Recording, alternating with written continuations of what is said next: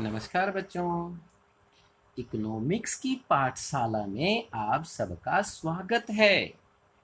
आज हमारा second book economics की जो 12th क्लास की है उसमें सेकंड लेसन की टर्न है। हमने फर्स्ट लेसन कंप्लीट कर लिया था, आज हमारी सेकंड लेसन की टर्न है। तो प्यारे विद्यार्थियों, आप सब तैयार हो अपनी नेक्स्ट लेसन करने के लिए। आज जैसा कि हम जानते हैं, our subject is economics and जैसा अभी अभी आपको बताया है, our lesson is second and book 2। कौन सी बुक है? Macro economics. ठीक है, हमारी मैक्रो इकोनॉमिक्स की सेकंड लेसन है और सेकंड लेसन का नाम है some basic concept, some basic concepts of macroeconomics।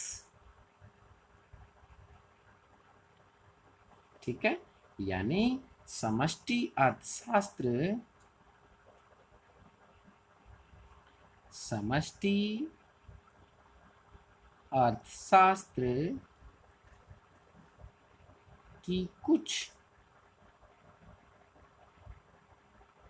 मूल यानी बेसिक, मूल कॉन्सेप्ट्स यानी धारणाएं,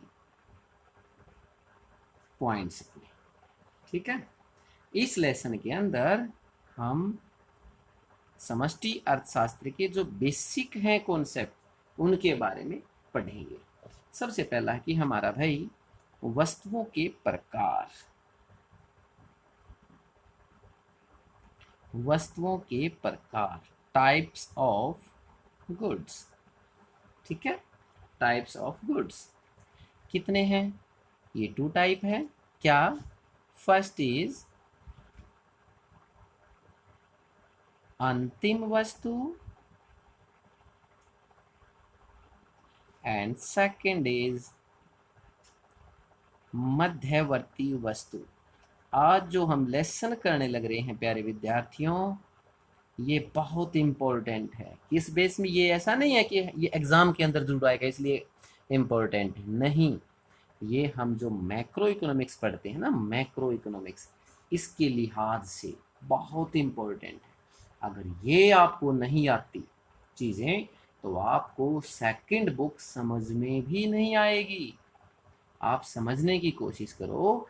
अगर ये आपका कॉन्सेप्ट क्लियर है सेकंड लेसन का, third lesson, fourth lesson, fifth lesson आप आराम से कर लेंगे अगर ये क्लियर हो जाते हैं। तो स्टार्ट करते हैं भाई। यानी अंतिम वस्तु क्या होती है, मध्यवर्ती वस्तु क्या होती है?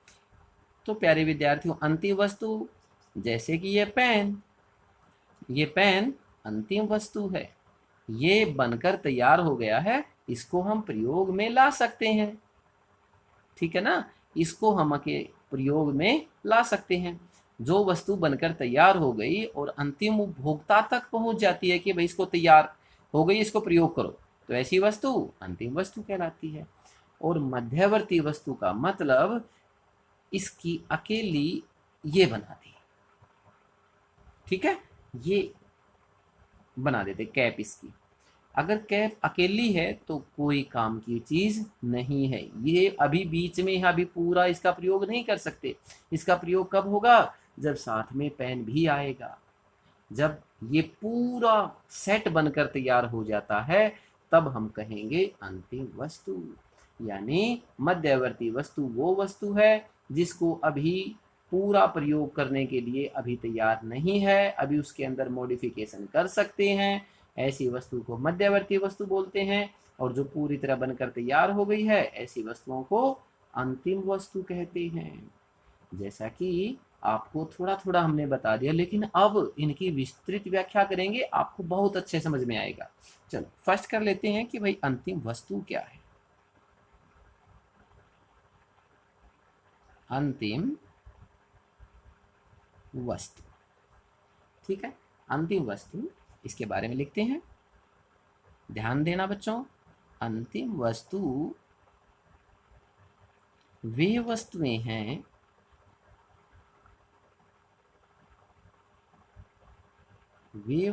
हैं जो जो उत्पादन की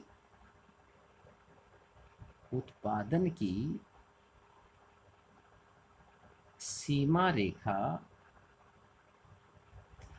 पार कर चुकी हैं, यानी वस्तुएं जो उत्पादन की सीमा रेखा, जो पूरी तरह बनकर तैयार हो गई हैं, पार कर चुकी हैं और अपने अंतिम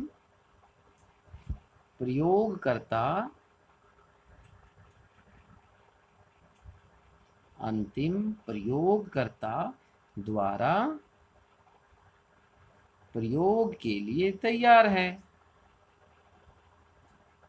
प्रयोग के लिए तैयार है।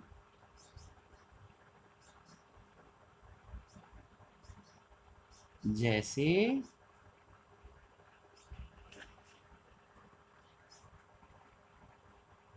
जूते, पेन आदि, यानी जूते बनकर तैयार हैं, अब इसको कोई भी खरीद कर प्रयोग कर सकता है। पेन बनकर तैयार है, कोई भी इसको प्रयोग कर सकता है। यानी ऐसी वस्तु जो पूरी तरह से अपने उत्पादन सीमा रेखा को पार कर चुका है। जब जूते बन चुके हैं तो क्या इसको दोबारा उखाड़ के, दोबारा फाड़ के क्या दोबारा जूते बनाने की कोशिश की जाएगी? जब ये तैयार है तो नहीं। ऐसा करने से उसकी कीमत बढ़ेगी नहीं, घट जाएगी। अगर कीमत बढ़ती होती तो हो सकता है ये भी कर देते। अगर ये कर देते तो ये अंतिम वस्तु नहीं होती। इसी प्रकार पेन है, ऐसी वस्तु जो अपने प्रयोग के लिए तैयार है, प्रयोग करने के लिए तैयार है, ऐसी वस्तु अंतिम वस्तु कहलाती है। ठीक है। और मध्यवर्ती वस्तु, सेकंड इज मध्यवर्ती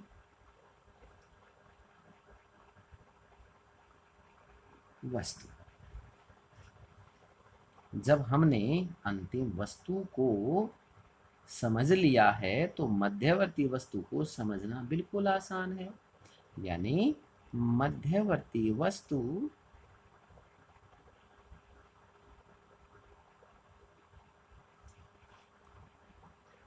वे वस्तुएं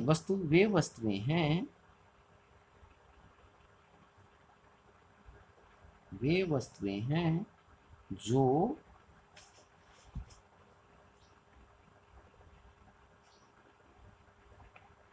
उत्पादन की सीमा रेखा ये तो पार कर चुकी होती है। सीमा रेखा के अंदर है, सीमा रेखा के अंदर है ना। और इसमें अभी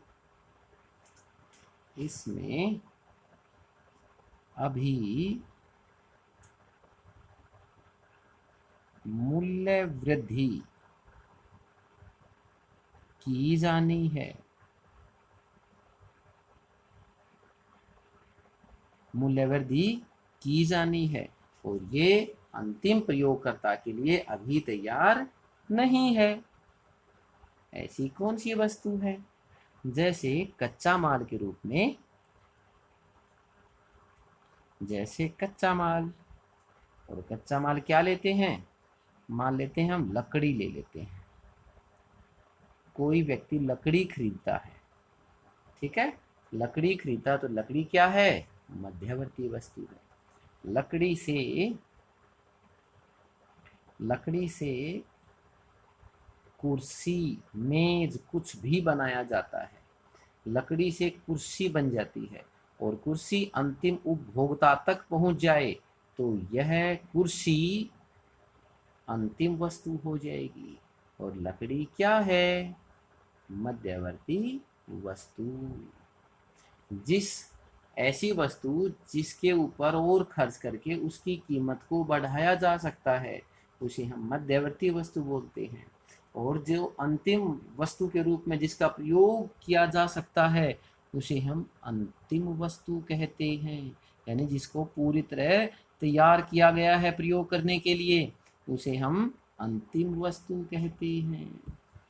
ठीक है, फिर देखो प्यारे विद्यार्थियों कि भाई अंतिम वस्तु क्या है। अंतिम वस्तु वे वस्तुएं हैं जो उत्पादन की सीमा रेखा पार कर चुके हैं और अपने अंतिम प्रयोगकर्ता द्वारा प्रयोग के लिए तैयार हैं, जैसे जूते, पेन आदि। और मध्यवर्ती वस्तु वे वस्तुएं हैं जो उत्पादन की सीमा रेखा के अंदर होती हैं और इसमें अभी मूल्य वृद्धि की जानी है, इसमें और भी मूल्य वृद्धि होनी है। जैसे कच्चा माल यानी लकड़ी के रूप में हम कर सकते हैं। ठीक है ना, कच्चा माल इसको हम यानी लकड़ी को दोबारा बेचकर कुर्सी वाला ले जाता है, कुर्सी बनाकर उसको बेचता है, तो यह लकड़ी क्या है? हमारी मध्यवर्ती वस्तु है। अब इसके अंदर थोड़ी सी चीजें और प्रयोग की जाएगी। जैसे कई बार इसके अंदर डिफरेंस आपको यदि पता नहीं होगा तो प्रॉब्लम आ जाएगी। यानी क्या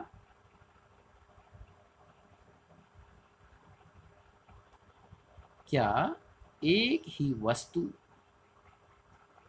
अंतिम या मध्यवर्ती वस्तु हो सकती है? अब प्रश्न आता है,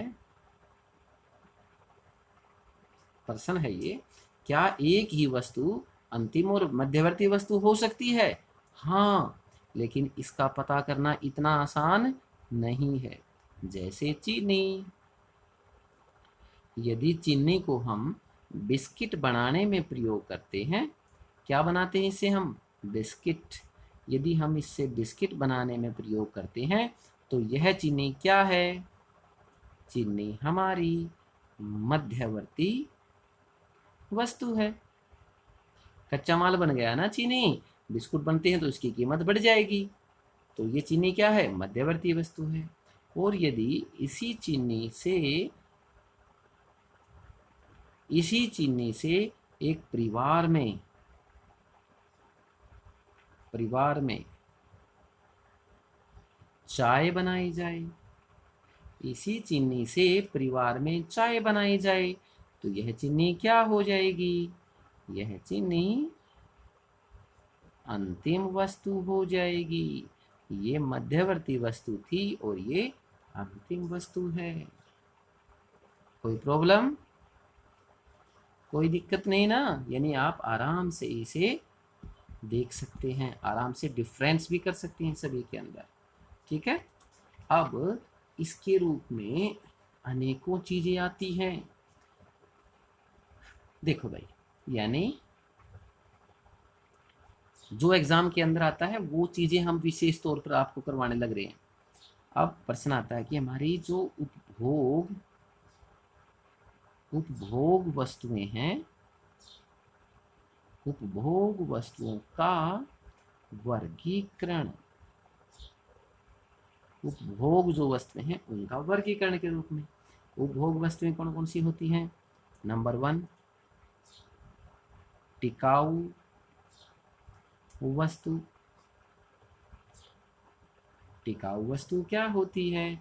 टिकाऊ वस्तु वो वस्तु है जिनका प्रयोग कई वर्षों तक किया जाता है, जिसका प्रयोग कई वर्षों तक किया जाता है। इनका वस्तुओं का अंत तक बार बार प्रयोग किया जाता है। ऐसी वस्तुएं जिनका कई वर्षों तक प्रयोग किया जाता है और जीवन में अनेकों बार इसका प्रयोग किया जाता है। जैसे टीवी, रेडियो, कार, एटसेट्रा। अगर एग्जाम के अंदर आ जाए टिकाऊ वस्तु किसे कहते हैं?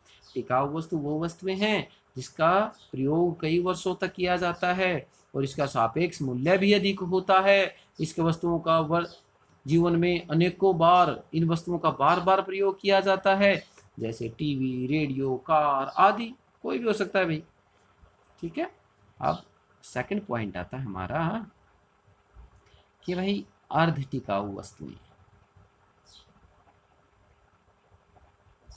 अर्ध टिकाऊ वस्तुएं। अर्ध टिकाऊ वस्तुएं क्या हैं? यानी अर्ध टिकाऊ वस्तुएं वे वस्तुएं हैं जिनका उपयोग एक वर्ष या उससे कुछ अधिक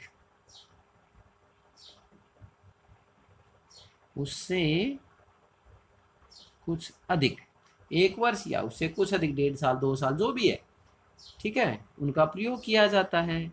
इन इससे क्या है, इसका भी मूल्य अधिक नहीं होता, इसका सापेक्ष मूल्य अधिक नहीं होता। जैसे छोड़ो बातों को, आप क्लियर करो। यानी टिकाऊ वस्तु क्या पढ़ी हमने? कई वर्षों तक इसका प्रयोग किया। ऐसी वस्तुएं जिनका कई वर्षों तक प्रयोग किया जिसका सापेक्ष मूल्य अधिक होता है, जैसे टीवी, रेडियो, कार। अर्ध टिकाऊ वस्तुएं क्या होती हैं? अर्ध टिकाऊ वस्तुएं वे वस्तुएं जिनका प्रयोग 1 वर्ष या उससे कुछ अधिक समय के लिए किया जाता है, इसका सापेक्ष मूल्य कम होता है। जैसे आपने देखा होगा कि आप कपड़े लेकर आते हैं, कपड़े 1 साल 2 साल आपने चलाए, फिर खराब हो जाते हैं, फेंक देते हैं। फर्नीचर लेके आए, 1 या 2 साल चली, कुर्सी टेबल वगैरह, वो भी खत्म हो जाती है। क्रॉकरी, घर में क्रॉकरी के रूप में सामान लेके आते हैं आप, कप, प्लेट वगैरह, वो भी 1 साल 2 साल के अंदर खराब हो जाती हैं। बिजली का सामान भी बहुत कम समय के लिए प्रयोग किया जाता है, यानी टीवी, रेडियो, कार से कम प्रयोग किया जाता है। तो ऐसे सामान को क्या कहते हैं? अर्ध टिकाऊ वस्तुएं। ठीक है। एंड थर्ड पॉइंट इज गैर टिकाऊ वस्तुएं। गैर टिकाऊ वस्तुएं। गैर टिकाऊ वस्तुएं। गैर टिकाऊ वस्तुएं क्या होती हैं? गैर टिकाऊ वस्तुएं वो वस्तुएं होती हैं जिनका प्रयोग एक बार ही किया जाता है। जिनका प्रयोग एक बार ही किया जाता है, इसके बाद इसका प्रयोग नहीं कर सकते। जैसे जैसे जैसे के रूप में आ जाती है, जैसे हमारा दूध, हमारा पेट्रोल, ठीक है ना, वो गैस, दूध, पेट्रोल, गैस, ठीक है ना, ये आदि वस्तुएं। जैसे डबल रोटी, मतलब जो एक बार प्रयोग कर सकते हैं हम, वो सारी वस्तुएं क्या कहलाती हैं? गैर टिकाऊ वस्तुएं। ऐसी वस्तुएं जिनका प्रयोग केवल एक बार किया जा सकता है, एक बार प्रयोग करने के बाद ये समाप्त हो जाती हैं, ऐसी वस्तुएं गैर टिकाऊ वस्तुएं कहलाती हैं। जैसे दूध, पेट्रोल, गैस, डबल रोटी आदि, ये सारी वस्तुएं क्या हैं? गैर टिकाऊ वस्तुएं हैं। एंड फोर्थ पॉइंट इज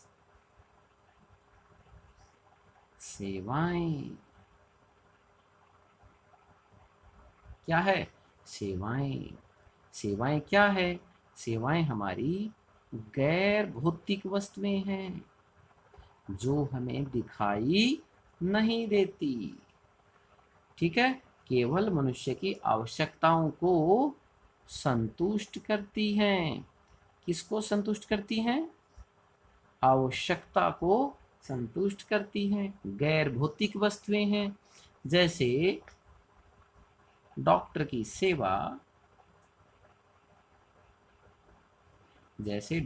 सेवा, वकील, अध्यापक की सेवा, घरेलू नौकर, आदि। क्या समझ में आई कि हमारी जो उपभोग वाली वस्तुएं हैं उनका वर्गीकरण 4 प्रकार से कर सकते हैं। टिकाऊ वस्तुएं जो कई वर्षों तक चलता है, जैसे टीवी, रेडियो, कार इत्यादि। अर्ध टिकाऊ वस्तुएं जिनका प्रयोग 1 वर्ष या 1 वर्ष से कुछ ज्यादा समय के लिए प्रयोग किया जाता है, जैसे कपड़े, फर्नीचर, क्रॉकरी, बिजली आदि का सामान। गैर टिकाऊ वस्तुएं, इनका प्रयोग केवल एक बार किया जाता है, ये एकल प्रयोग वाली वस्तुएं भी कहते हैं इनको। क्या कहते हैं? एकल प्रयोग वाली वस्तुएं।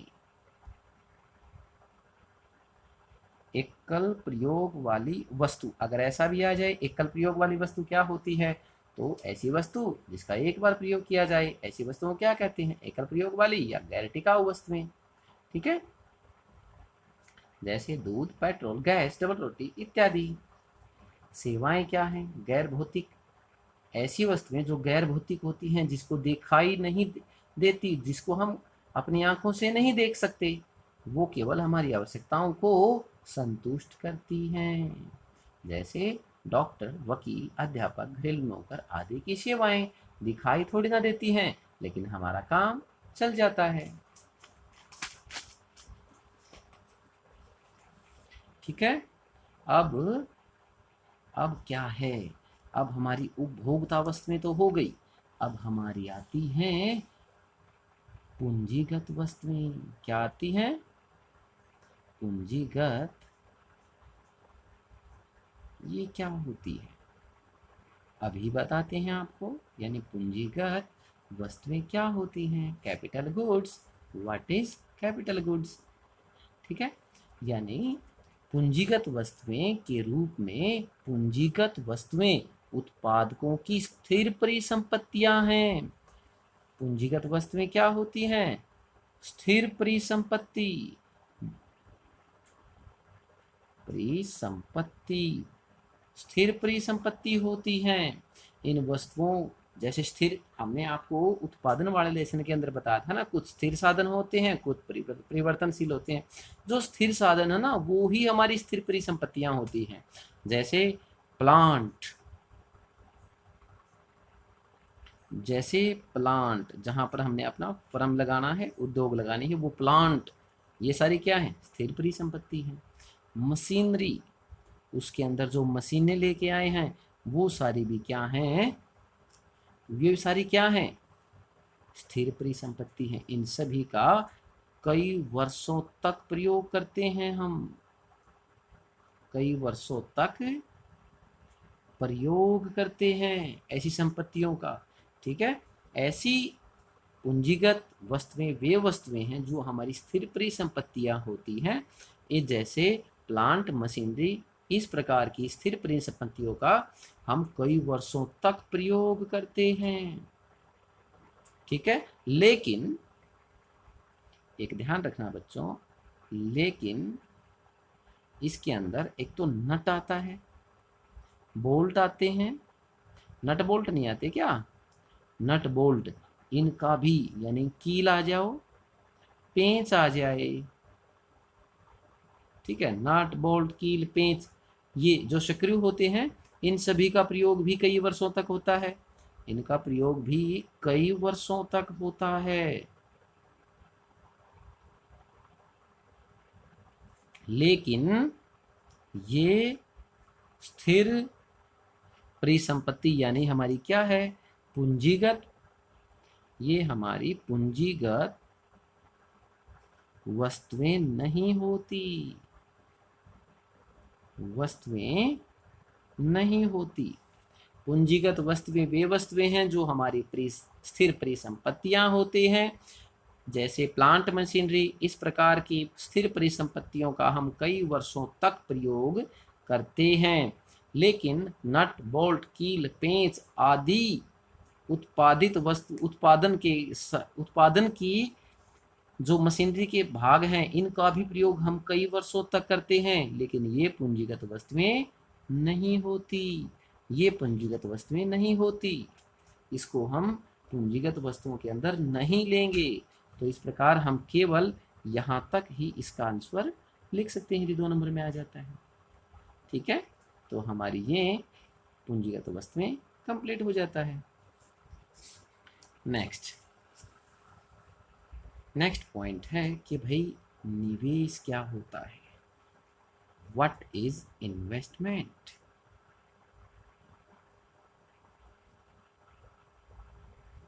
निवेश क्या है, यानी इसकी परिभाषा आ जाए तो कैसे लिखना है, निवेश पूंजी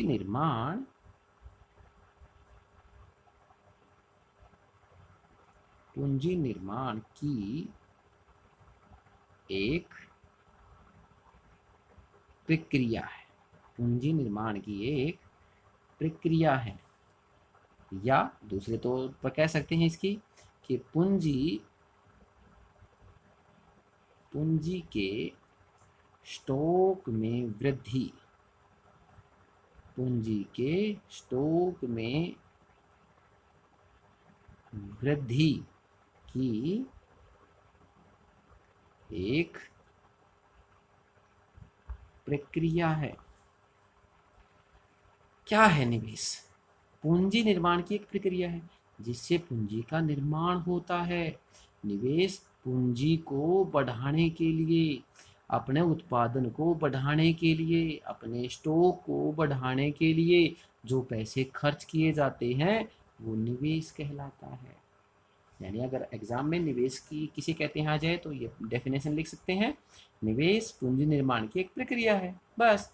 या फिर दूसरा लिख सकते हैं, पूंजी के स्टॉक में वृद्धि की एक प्रक्रिया निवेश कहलाती है। और निवेश दो प्रकार की होती है, कैसे, नंबर 1 स्थिर निवेश,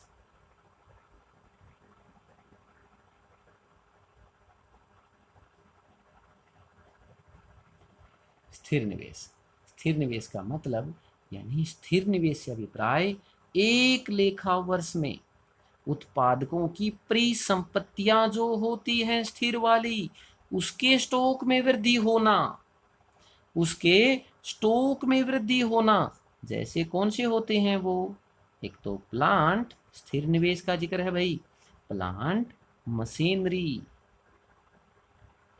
आदि में वृद्धि होना, इसके अंदर वृद्धि होना स्थिर निवेश कहलाता है। प्लांट मशीनरी आदि में वृद्धि होना स्थिर निवेश कहलाता है। जैसे सोचो कि भाई 2020 के आरंभ में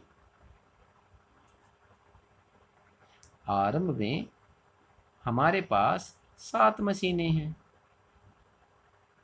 और 2020 के अंत में हमारे पास 10 मशीनें हो जाती हैं। तो कितनी मशीनें बढ़ गई, 3 मशीनें। कितनी बढ़ गई भाई हमारी मशीनें, 3 मशीनें। जो 3 मशीनें बढ़ी हैं वो स्थिर निवेश कहलाता है।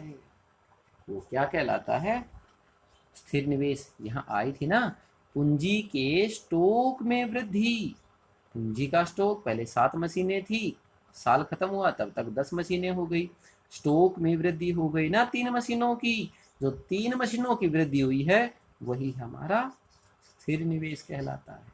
क्योंकि निवेश के अंदर तो दोनों आते हैं, स्थिर भी आएगा और माल सूची भी आएगा। तो हमने स्थिर निवेश, आपको समझ में आ गया होगा शायद, कुछ नहीं आया तो बेटा पूछ सकते हैं आप। सेकेंड इज माल सूची निवेश।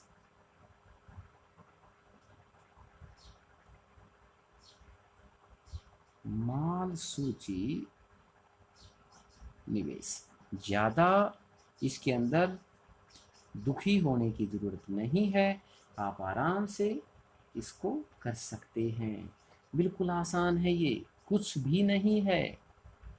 यानी क्या होता है, माल सूची निवेश क्या होता है इसको पता होना चाहिए आपको, कि भाई किसी एक समय पर उत्पादकों के पास जो स्टॉक होता है उसमें कुछ तो तैयार वस्तुएं होंगी जो बिकी नहीं होंगी, कुछ तो हमारे पास तैयार वस्तु होंगी बिना बिक्री वाली, जो बिकी नहीं है उनका जिक्र है, बिना बिक्री, या कुछ अर्ध तैयार होंगी, जो बीच में है अभी उत्पादन प्रक्रिया के, या हमारे पास कुछ कच्चा माल एक्स्ट्रा पड़ा होगा उत्पादन करने के लिए।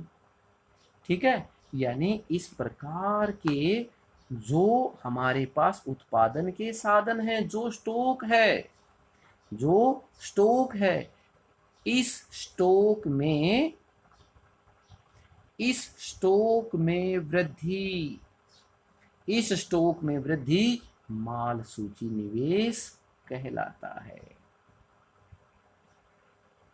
माल, ध्यान से सुनो बच्चों, यानी जब कोई भी ईयर आरंभ होता है उसके अंदर उसके पास कुछ तो वस्तुएं बनी बनाई होंगी जो बिकी नहीं होंगी, कुछ अर्ध तैयार के रूप में हैं जो उत्पादन प्रक्रिया के अंदर होती हैं, कुछ कच्चा माल होता है। ठीक है, और साल का जब अंत होता है तो इसके अंदर कितना डिफरेंस आया, तैयार वस्तुएं कितनी ज़्यादा हैं और तैयार कितनी ज़्यादा और कच्चा माल कितना बढ़ गया, इसके अंदर जो डिफरेंस आता है, स्टॉक में जो वृद्धि होती है, वही हमारी माल सूची निवेश कहलाती है। क्या कहलाती है? माल सूची निवेश। ठीक है, अब इसके बारे में थोड़ा थोड़ा आपको और डीपली समझाया जाता है। आपको ये क्लियर हो गया? अब इसके बारे में थोड़ा थोड़ा और बढ़ा देते हैं हमारे लेसन को, जैसे थोड़ा सा और पॉइंट आ जाता है कि भाई सकल निवेश क्या होता है। ये पॉइंट समझाने लग रहे हैं हमें। शुद्ध निवेश, ये दो दो अंक के क्वेश्चन आते हैं एग्जाम के अंदर।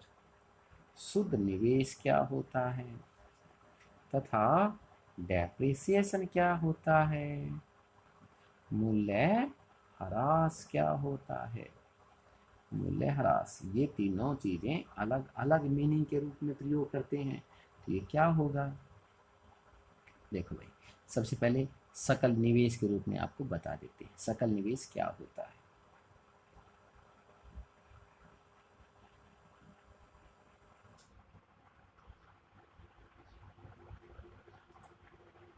ठीक है, सकल निवेश क्या होता है, यानी वर्ष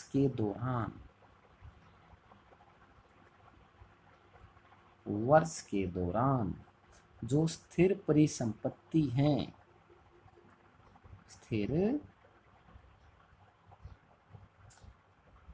स्थिर परिसंपत्ति हैं, या दोनों प्रकार की हैं, स्थिर हैं या माल सूची हैं। स्थिर परिसंपत्ति है या माल सूची स्टॉक है। माल सूची स्टॉक को खरीदने के लिए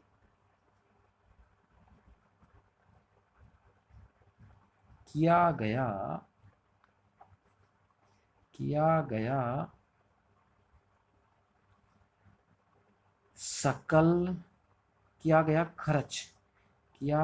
खर्च सकल निवेश कहलाता है।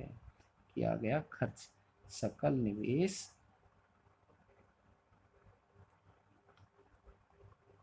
क्या मीनिंग है इसका? यानी एक साल के अंदर चाहे तो वो स्थिर परिसंपत्ति है या माल सूची कच्चा माल वगैरह है, इन दोनों को खरीदने के लिए जो पैसा खर्च किया जाता है वही हमारा सकल निवेश कहलाता है।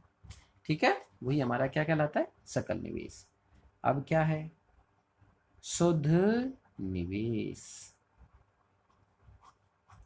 शुद्ध निवेश यानी सकल निवेश के अंदर से यदि हम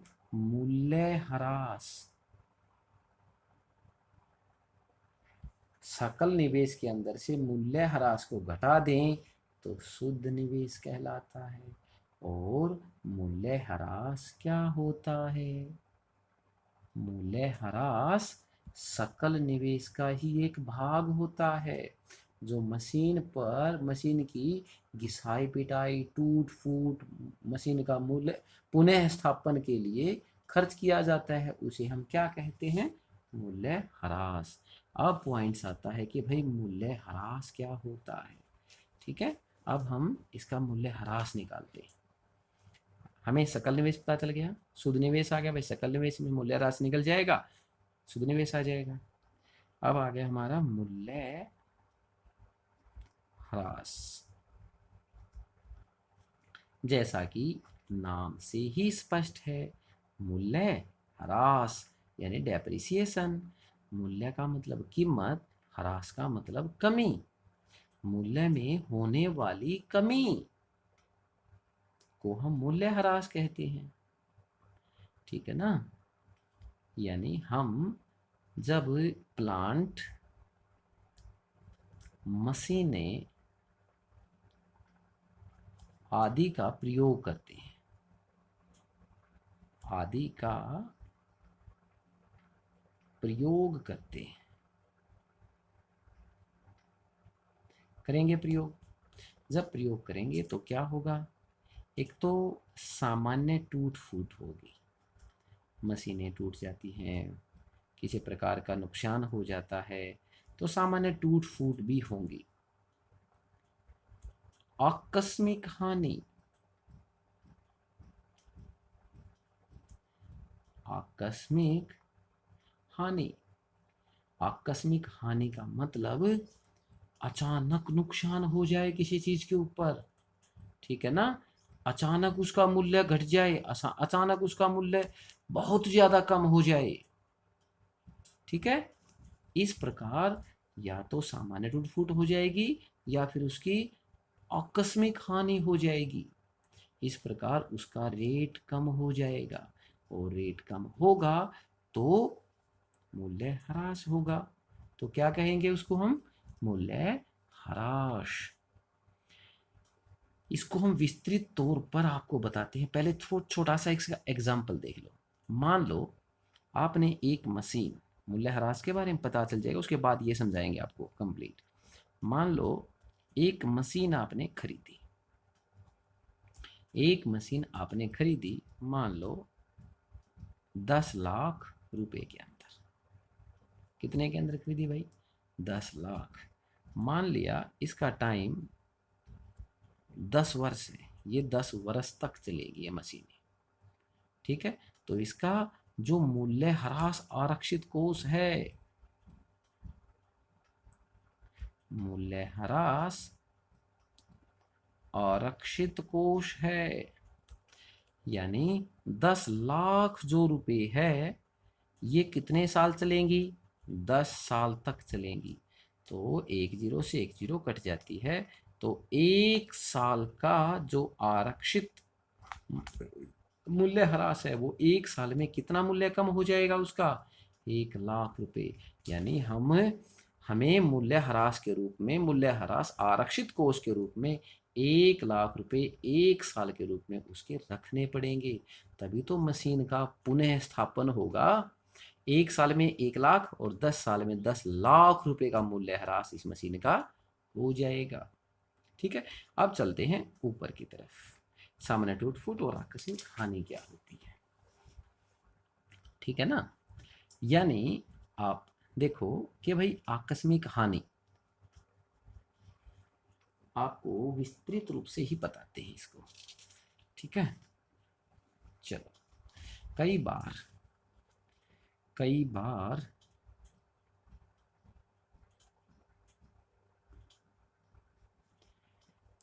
बार मशीनों की कीमतें, मशीनों की कीमतें बहुत कम हो जाती हैं, बहुत कम हो जाती हैं, बहुत ज्यादा कम हो जाती हैं, उसे ही हम मूल्य ह्रास कहते हैं। कैसे कम हो जाती हैं वो देखो। यानी एक तो है हमारा प्रत्याशित अप्रचलन, प्रत्याशित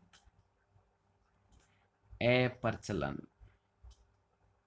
ये क्या है, प्रत्याशित अप्रचलन का मतलब सीधे तौर से प्रचलन से बाहर हो जाएं, यानी सीधे तौर से प्रचलन, चलने से बाहर हो जाएं। इसका मतलब क्या होता है, यानी प्रौद्योगिकी में परिवर्तन। पॉइंट क्या है इसके, क्यों होता है ये प्रत्याशित अपचलन, होता क्या है, विस्तार पूर्वक आप कैसे समझोगे? देखो पॉइंट लिखते हैं आपके सामने, यानी प्रौद्योगिकी में परिवर्तन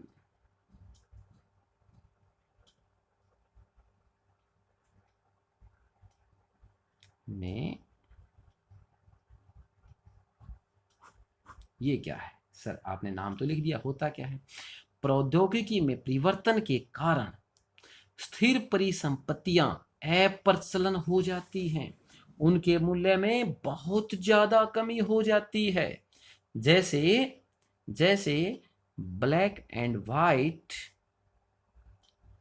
ब्लैक एंड वाइट टीवी को बनाने वाली मशीनें तब प्रौद्योगिकी में परिवर्तन आ जाएगा, तब ये खराब हो जाएंगी, प्रचलन से बाहर हो जाएंगी, जब इसके स्थान पर कलर टीवी का प्रयोग होना शुरू हो जाएगा। किसका प्रयोग होना शुरू हो जाएगा? कलर टीवी का। तो लोग ब्लैक एंड व्हाइट टीवी नहीं खरीदेंगे, ब्लैक एंड व्हाइट टीवी नहीं खरीदेंगे तो उसकी मशीन को का जो मूल्य है वो बिल्कुल डाउन हो जाएगा। इसकी मशीनें खरीदने के लिए तैयार कोई नहीं होगा, क्योंकि पहले जब ब्लैक एंड व्हाइट टीवी की डिमांड थी, ये बहुत ज़्यादा महंगी बिकती थी मशीनें, लेकिन जब ब्लैक एंड व्हाइट टीवी की डिमांड ही खत्म हो जाती है तो इस मशीनों को कौन पूछेगा, यानी मशीनों की कीमत बहुत ज़्यादा कम हो जाती है, क्योंकि इसके स्थान पर अब नई मशीनें आ गई हैं कलर टीवी की, इसकी नई मशीनें लेके आनी पड़ेंगी, उनसे उत्पादन बढ़ेगा, यानी प्रौद्योगिकी में परिवर्तन। क्लियर हो गया? सेकंड है पॉइंट अपना कि भाई मांग में परिवर्तन, मांग में परिवर्तन। हम बच्चों आप कोशिश करते हैं आपको कि भी ज़्यादा से ज़्यादा आसान तरीके से करवाया जाए, ठीक है, कोशिश रहती है कि ज़्यादा आसान तरीके से करवाया जाए, ज़्यादा ऐसा ना हो कि आप लकीर के फ़कीर बन जाएं। हम आपको आपका बेस अच्छा बनाने की कोशिश करते हैं कई बार, तो बात को समझो तुम, हम कहना क्या चाहते हैं। हमने बोला कि मांग में परिवर्तन कब हो जाता है, यानी मांग में परिवर्तन के कारण जब स्थिर परिसंपत्तियों का अप्रचलन हो जाता है तब भी उनके मूल्य में हानि होती है। जैसे उदाहरण के तौर पर रबड़ के जूते बनाने वाली मशीन, रबड़ के जूते बनाने वाली मशीन या प्लांट तब अप्रचलित हो जाता है जब रबड़ के जूते की जगह चमड़े के जूते की डिमांड बढ़ जाती है, चमड़े के जूते की डिमांड बढ़ जाती है। रबड़ के जूते की डिमांड खत्म हो गई, इसकी जगह चमड़े के जूते ने ले ली, तो जो रबड़ के जूते की बनाने की प्लांट है, हमारी जो मशीनें हैं, वो उसका मूल्य बहुत ज़्यादा कम हो गया, उसके अंदर उत्पादन ही बंद हो जाता है, उसकी जगह किसने ले ली? चमड़े के जूते ने। यानी ये मूल्य ह्रास का ही एक भाग है। कई बार मशीनों की कीमतें बहुत कम हो जाती हैं, उसी के तौर पर है प्रत्याशित अप्रचलन, जो सीधा सीधा हमें दिखाई देता है, प्रत्याशित, बिल्कुल एक्सपेक्टेड, ठीक है ना, ये एक्सपेक्टेड है, हमें सामने दिखाई देता है कि भाई ये प्रौद्योगिकी में परिवर्तन के कारण इसकी कीमतें कम हो गई, मांग में परिवर्तन के कारण इसकी कीमतें कम हो गई, ठीक है। और इसके बाद आता है सेकंड पॉइंट, फर्स्ट हो गया प्रत्याशित है प्रचलन, सेकंड लगा लेते हैं कि भाई अप्रत्याशित है प्रचलन, अनएक्सपेक्टेड, अप्रत्याशित अप्रचलन, अप्रत्याशित रूप से चलन से बाहर हो जाएं। कैसे? नंबर 1, प्राकृतिक आपदाएं, जो प्राकृतिक आपदा है उसके कारण, प्राकृतिक आपदा जैसे भूकंप, बाढ़, अकाल आदि ठीक है ना, आग लग जाए, अकाल पड़ जाए, भूकंप, बाढ़ आ जाए, तो क्या होगा, किसी वस्तु की कीमत में बहुत ज़्यादा कमी आ जाएगी, यानी उस वस्तु की डिमांड कम हो जाएगी, खरीदने कम लग जाएंगे, और ऐसी वस्तुएं अनएक्सपेक्टेड होती हैं। भूकंप, बाढ़ आ जाए, बहुत ज़्यादा आर्थिक रूप से नुकसान हो जाता है, और लोगों की डिमांड बढ़ जाए, डिमांड बहुत कम हो जाती है किसी वस्तुओं को खरीदने की, क्योंकि उनके पास पैसे नहीं होते, और डिमांड कम होगी तो उत्पादन बहुत कम हो जाता है। इसे ही हम क्या कहते हैं, प्राकृतिक आपदा या विपदा। ठीक है। सेकंड पॉइंट है आर्थिक मंदी। यदि आर्थिक मंदी आ जाए तो भी तो डिमांड कम हो जाएगी ना, बाजार मूल्य से की गिरावट हो जाएगी, तब भी उसकी बहुत ज़्यादा कीमतें कम हो जाती हैं। किसकी? मशीनों की। ठीक है, यानी उसको अनेक प्रकार से नुकसान उठाना पड़ता है। तो ये दो जो रीज़न हैं, ये अप्रत्याशित अप्रचलन के हैं। हमारे ख्याल से ये बच्चों को आराम से इस चीज़ों को समझ में आ गई होगी। अब हमारे लास्ट के अंदर चलते हैं, हमारा जो लास्ट पॉइंट है उसके अंदर चलते हैं कि भाई एक तो हमने लगभग सारी चीज़ें पढ़ ली हैं, अब कुछ रहता है तो ये रहता है, यानी स्टॉक क्या होता है और प्रवाह क्या होता है।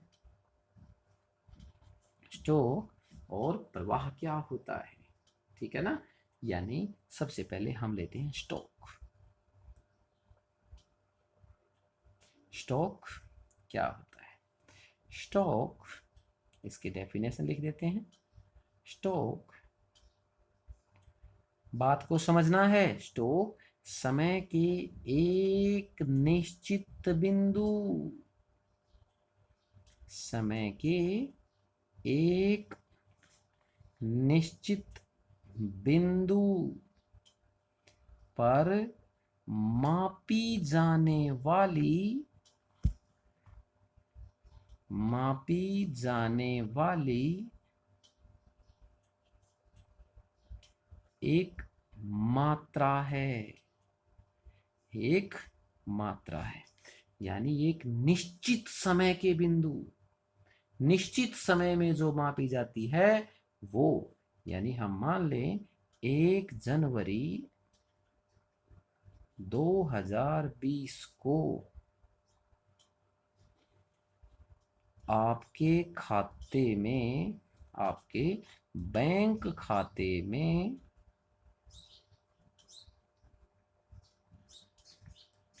1 लाख रुपए हो सकते हैं।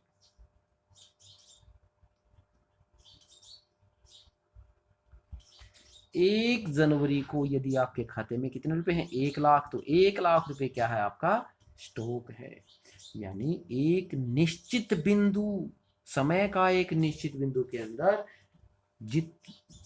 जिस बिंदु पर हम किसी वस्तु की मात्रा को मापते हैं उसे हम स्टॉक कहते हैं। आपको बोल दिया भाई स्टॉक क्या होता है, यानी एक निश्चित तारीख को कितना बैलेंस आपका 1 लाख, तो 1 लाख हमारी मात्रा है स्टॉक की।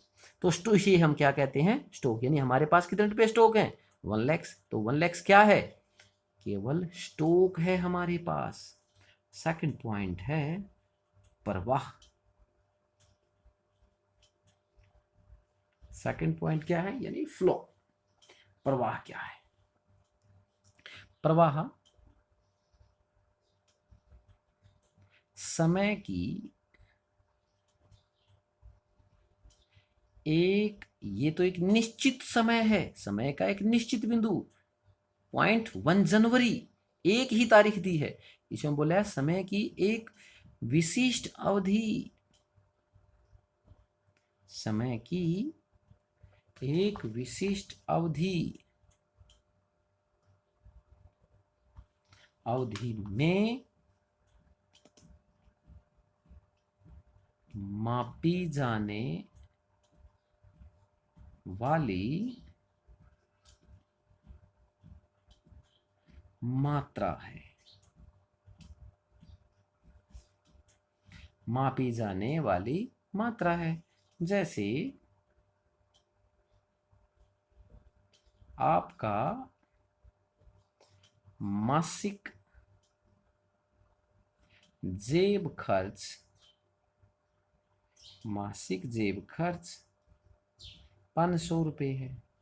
यानी एक मास की अवधि, एक मास की अवधि के अंदर मापा जाए, एक निश्चित विशिष्ट अवधि के अंदर मापा जाए तो प्रवाह कहते हैं। एक निश्चित बिंदु पर मापा जाए तो स्टॉक कहते हैं। कोई प्रॉब्लम नहीं है, ठीक है। यानी स्टॉक क्या होता है, प्रवाह क्या होता है, इसे हम क्या कहते हैं, स्टॉक और प्रवाह। ठीक है प्यारे विद्यार्थियों, आज केवल इतना ही। ठीक है, यहाँ तक हमारा सेकंड जो लेसन है वो कंप्लीट हो जाता है। सेकंड लेसन कंप्लीट हो जाता है। इसको ज़्यादा बढ़ाने की आवश्यकता नहीं है। इसको आप अच्छी तरह ध्यान से पढ़ेंगे, ध्यान से देखेंगे। अगर कुछ फिर भी समझ में नहीं आता तो आप कमेंट्स लिख के इसके बारे में पूछ सकते हैं। तब तक के लिए प्यारे विद्यार्थियों, have a nice day, have a good day. आपका भगवान आपको अच्छी सद्बुद्धि दे और आपके विचार अच्छे हों, आपके दिमाग को हमेशा तरोताजा रखें और सरस्वती माता आपके दिमाग में हमेशा निवास करें। तब तक के लिए हैव ए नाइस डे।